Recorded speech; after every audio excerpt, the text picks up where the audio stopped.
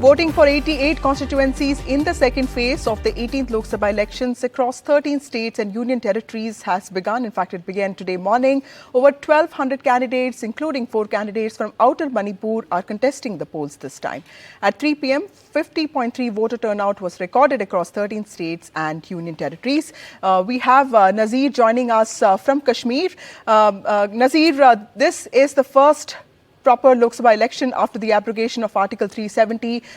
There was a lot of expectation that the BJP will go all out these elections, but of course it is not. It's it's National Conference and PDP again playing a big role here. What is the update on ground? Well, let me tell you first, I'm in a polling station in Katra. This is a sacred township. We know Mata Vaishno Devi shrine here. And here in this polling booth, you would not see any voters here, any queues here. Reason is, all the people have come. This polling station has already registered 84% voting.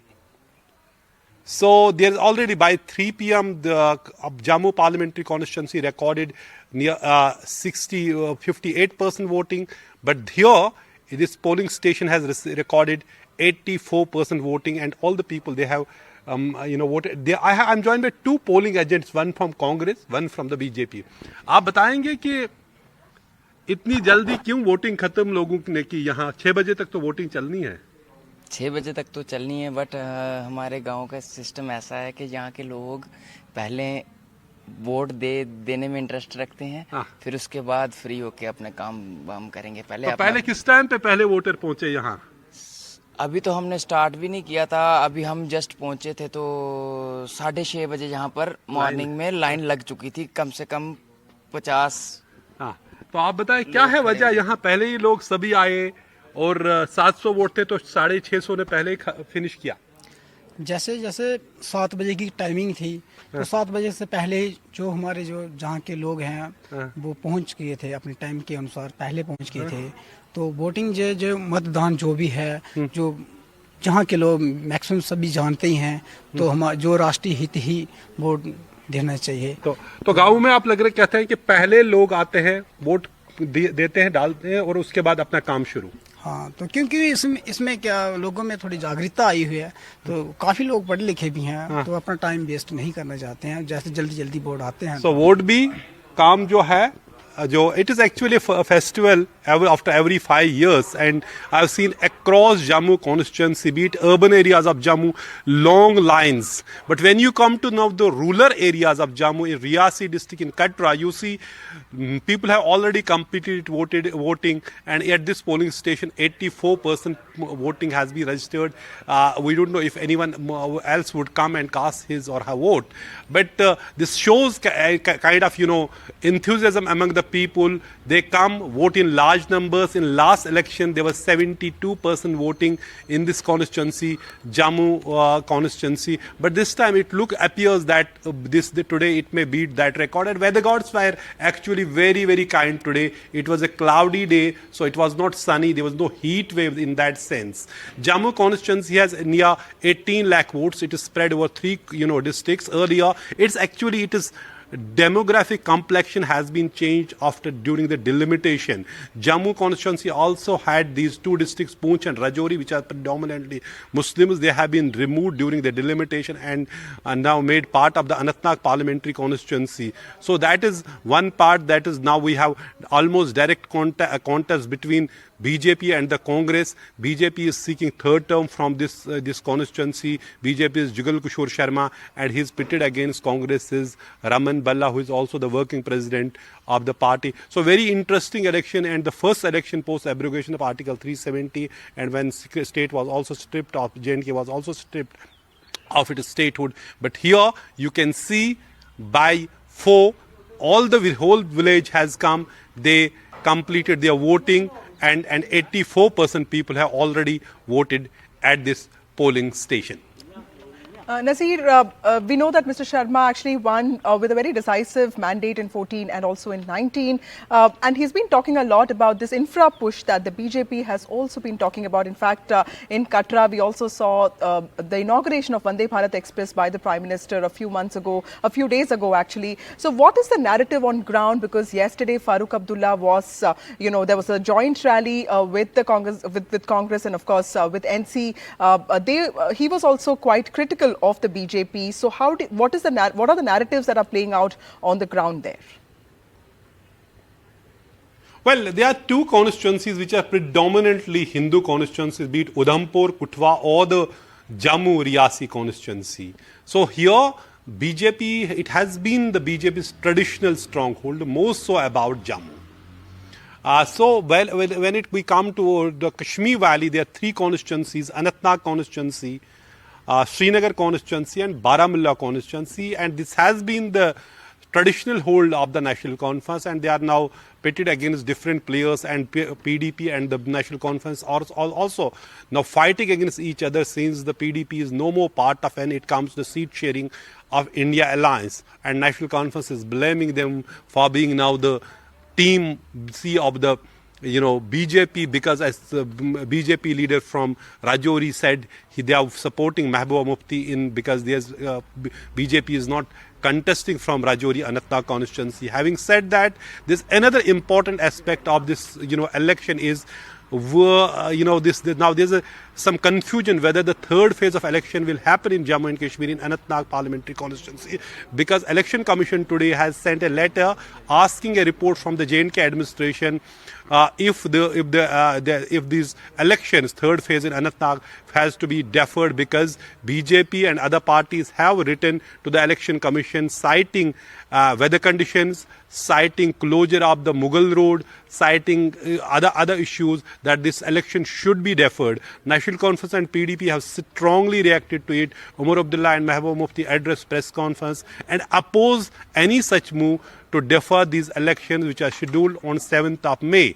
They say it is actually to subvert the democratic process. They don't want the elections should be rescheduled. Interestingly, BJP is not contesting from Anantnag Rajouri constituency, yet they have written a letter to the Election Commission demanding rescheduling of elections. I spoke to J&K BJP chief Ravinder Raina. He said, look, yesterday Mehbooba Mufti was stuck at Mughal Road for 4 hours because there was a landslide. Road is not viable. It is a fair weather road, and because of the weather conditions, there has been snowfall in the area. So people are not able to go and campaign. Political leaders are not able to campaign in Poonch or Rajouri from Anantnag, because these are two disconnected regions which have been made part of one made as a constituency during the delimitation. So host of the issues, we have to see whether the third phase of election in Anantnag will happen or Election Commission will defer it based on the report they'll get from the J&K administration, since Election Commission has sought a report from J&K Chief Secretary and Chief Electoral Officer about the complaint, about the submission made by BJP, J&K People's Conference and Apni Party demanding deferment of the third phase of election. But here at this polling booth, you can see this tells the story. This is not the absence of the voters. This is voters has actually completed their duty. They cast their vote well in time before the polling ended, and more than 80% people have already cast their vote here at this polling booth in Katra, which is the sacred town where we have Mata Vaishno Devi shrine, and people here, that shows the sentiment, how people see the duty to vote. They give preference to that before starting their day-long work. Right. So that's wonderful to see. Reflection of democracy in Katra and Kashmir. Stay with us, Nazir, for more details on this. We also have Uma Sudhi joining us from Thiruvananthapuram in Kerala. You are, Uma, in one of, the high-profile constituencies that's being keenly watched across the country. You have Rajiv Chandrasekhar from the BJP versus Shashi Tharoor, the incumbent MP seeking a fourth term from the Congress, and also the CPI candidate, Praveen Kumar, yes. So tell us, how is this battle playing out on the ground? P. Ravindran, I'm sorry. So how is this battle playing out on the ground? And I was looking at some very interesting numbers from Thiruvananthapuram. Congress has steadily increased its vote share So as the BJP, of course, in 2019, the vote share did dip. Does it look better for the BJP this time? Is there any anti-incumbency against Shashi Tharoor? And how was the polling today? Okay, first coming to the polling percentage itself, it's about 50 plus by 3 p.m. Rest of Kerala about 54%, not too high, but it's also because it's been extremely humid and the temperature expected to touch 40 degrees. And therefore, even though there was brisk polling in the morning, again, of course, as expected in the afternoon, a little lag. But why I stood here and instead of in a polling booth, which is a short distance from here, is to show what a high-pitched battle this was. In most constituencies where I have been reporting in Kerala, things are very, very somber, and you don't see this kind of a display. What I'm going to show you. Usually on voting day, in fact, none of this is usually visible. But here you can see Mr. Narendra Modi, who has made more than half a dozen trips. Mr. Rajiv Chandrasekhar, the BJP candidate, who is certainly hoping, like you mentioned last time, the BJP in fact came second in this constituency with about 30% and more of votes. And he's hoping to be able to capitalize on that. And yes, the anti-incumbency against the sitting MP, Mr. Shashi Tharoor. 3 times he has been MP from here. He is trying to be an MP the 4th time round here. And the BJP trying to make inroads into both the CP, the left vote as well as the BJP vote. I must say some categories of the Hindu vote itself have shifted to the BJP as well. And Mr. Ravindran, as you mentioned, Panian Ravindran, who is the senior most among them, 78-year-old, Shashi Tharoor 68 and Rajiv Chandrasekhar about 59. So in that sense, the competition quite tough because Ravindran is the MP from who Shashi Tharoor had in fact wrested the seat. So the entire street, lots of Kerala roads, which is Thiruvananthapuram roads, full of these kind of posters everywhere, and that's a very, very visible sign of the kind of spending that we have seen in this particular election. Of course, Shashi Tharoor claimed that he campaigns extensively while the BJP campaigns expensively. Was his line to us when we spoke to him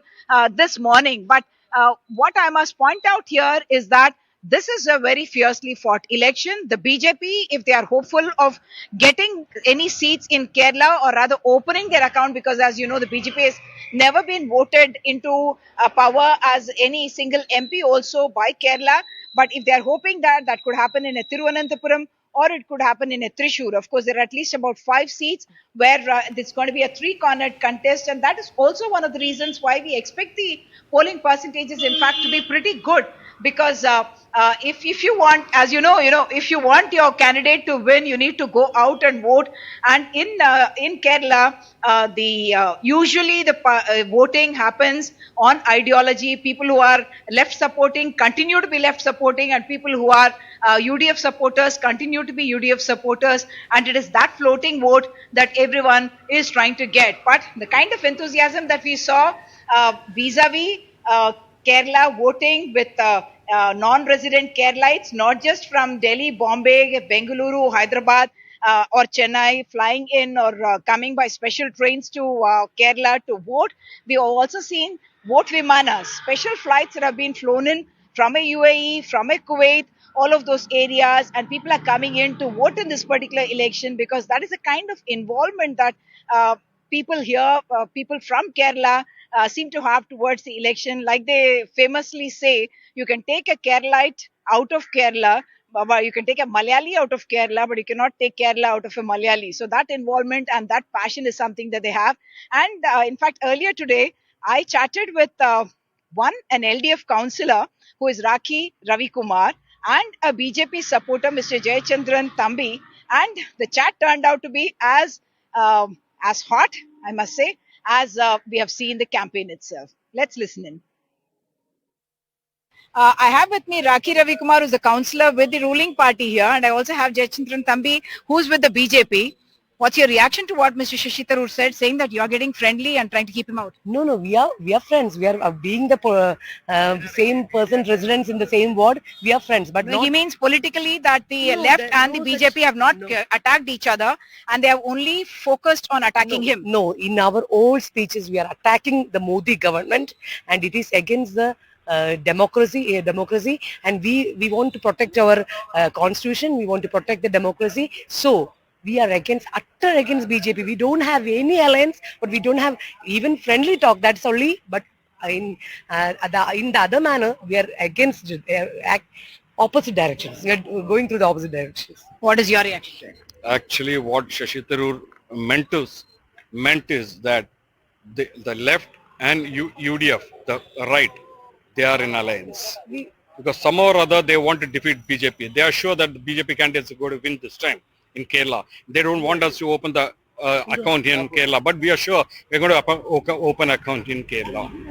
What demographics and political history seems to be against you in terms of being able to open an account? Where are your new numbers going to come from? You already have reached, let's say, 13%, which is coming double digits. But the Prime Minister's setting a target saying that we'll get double-digit seats is way beyond anyone's imagination. Yes. Now we expect a double-digit figure this time from Kerala. That's our expectation. Double-digit figures from Kerala. Yes. Who are speaking?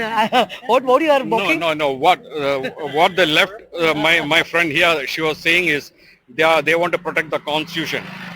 They want to protect the country. Yes, I don't know what definitely. she is talking about. Actually, they have the people should protect themselves from them. So that's some very interesting views by, CPM and BJP. Clearly, this is a clash of narratives, a fight of ideologies. And Uma, the fight in Kerala is specifically important because UDF is working to retain its 19 seats. CPM wants to increase its number of MPs also to maintain the national status it has. Of course, it doesn't have anything to worry till 2026 assembly polls. And in some ways, BJP is also trying to lay the ground for 2026 assembly polls. But I wanted to ask you, Wayanad is also an interesting constituency. Rahul Gandhi is contesting from there. What is the sentiment with regard to UDF and the Congress this time, particularly because CPM, Pinarayi Vijayan have been reaching out massively to the minority communities, and Kerala is one place when Manipur violence and Kerala story and Sultan Batheri, all these issues have also come up.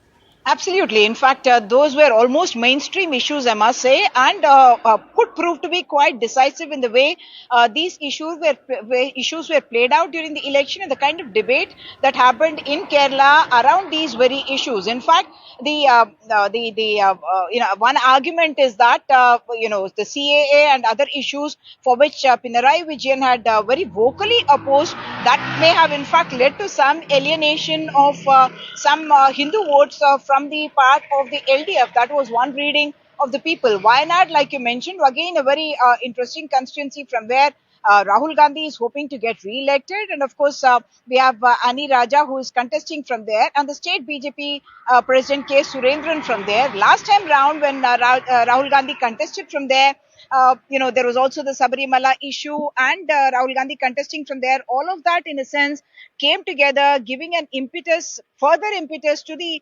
UDF's own campaign, and that is one reason why they won 19 seats. Of course, one of them, which was won by the Kerala Congress Mani Group, that they shifted loyalties before the 2021 elections, and therefore perhaps one needs to count as the number as 18 here. But even now, it is at least in about 5 to 6 seats.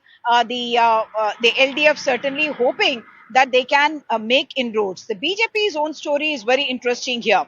What they have done is gone from a vote share of less than 2% in, say, 1984 to 13% in 2019, which is a very big, quite a significant jump, I must say, in a state in which they have not had too much of a presence. But yes, RSS and those sister organizations have had their roots in Kerala for a very long time, but they were not electorally, politically able to benefit, and that's the reason why we have only had one BJP MLA ever being elected from Kerala and no MP at all. But now, what the BJP is trying to do is 3 different strategies. One, of course, the appeal of Prime Minister Narendra Modi, whose popularity is quite well accepted even in Kerala. He has done his road shows in Thiruvananthapuram, in Thrissur, in multiple areas, and that is one factor. The second one is they are actively wooing not just the Hindu community, but also certain Christian communities. The breakup in Kerala is very interesting because when we talk about the BJP, very often the argument that's given is that political landscape, the history of the political landscape, and also demography is against the BJP making its inroads in Kerala, because 45% of the population is minority population, religious minority, including Christians and Muslims. But if that 45% presumably, or as voting so far has always shown, no more than 2% of them have voted for the BJP, then it's going to be very difficult for the BJP to be able to win a seat, even though their vote percentage has in fact gone up year after year. And in as many as 5 constituencies, they were able to get more than 20% of the vote.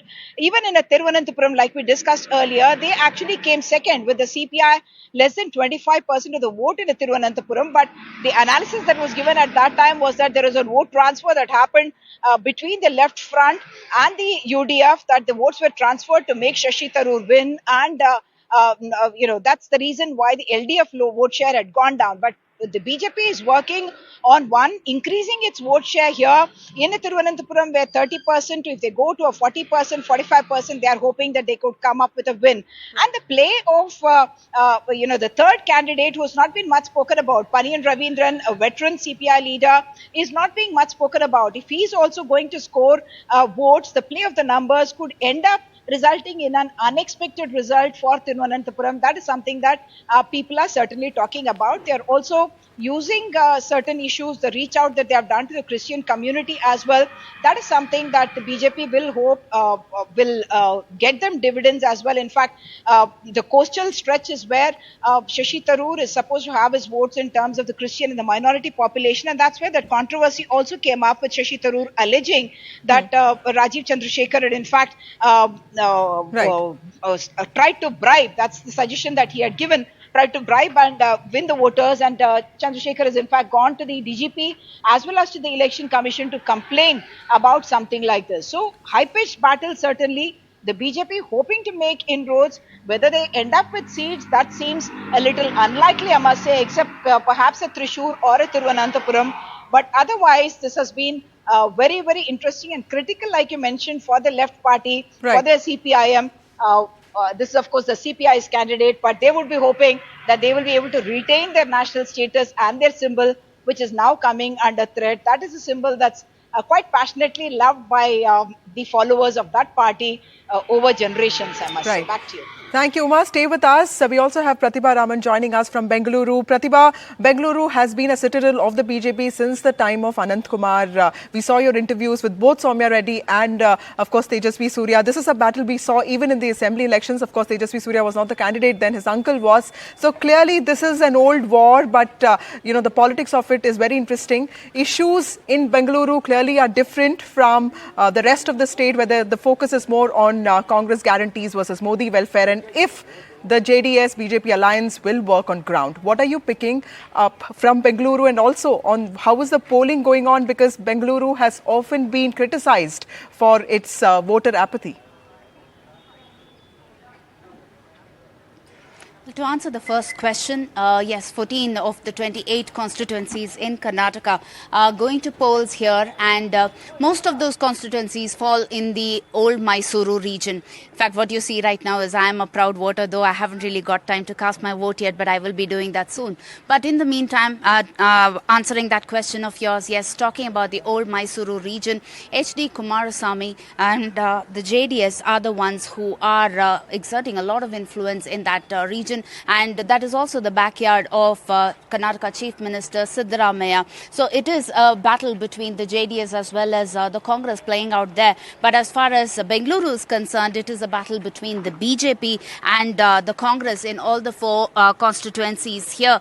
And some of the interesting constituencies are definitely Bengaluru South and Bengaluru Rural, because remember, Bengaluru Rural was one of those constituencies that picked the Congress when most of the constituencies picked the BJP in 2019. And there is a clash of the titans there. You have DK Suresh of the Congress fighting against the son-in-law of former PM H.D. Devegowda, who will be contesting on a BJP ticket there.